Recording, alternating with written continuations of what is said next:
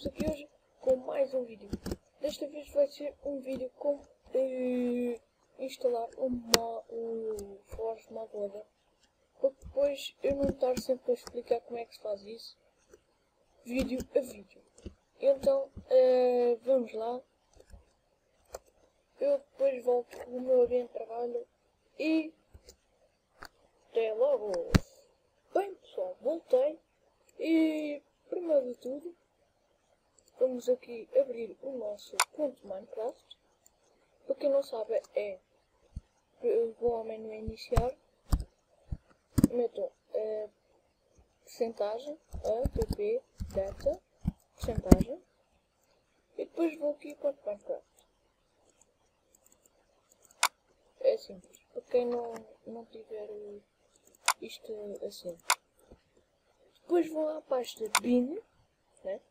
Depois vou aqui a Minecraft, Depois meto a abrir com inherit. Depois disso, abrem aqui o Minecraft Forge Universal.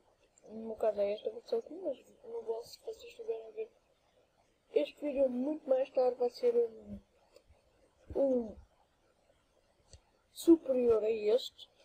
Mas eu acho que vai ser o mesmo. Portanto, vão aqui a Minecraft.jar, excluam aqui a meta info, como tenho o Forge Modeler já instalado, não preciso. Depois vou aqui ao Minecraft Forge, clicam Ctrl A para selecionar tudo e arrastam até aqui. Depois, vocês não iniciam com o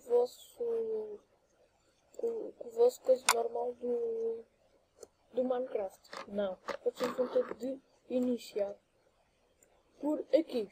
Isto é, se tiver a dar erro. No meu caso está-se para dar erro porque eu já testei essa cena e está-se para dar erro, então pronto. Vai desaparecer esta cena aqui do CMD, mas não importa. E pronto, aqui está aqui uma coisa, as emotes, onde estão as emotes, e está aqui os emotes todos que temos, ou eu tenho instalado.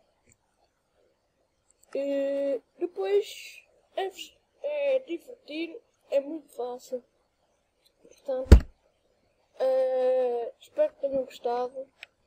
Se gostaram, tenham um like, um favorito e se subscrevam no canal. Tchau!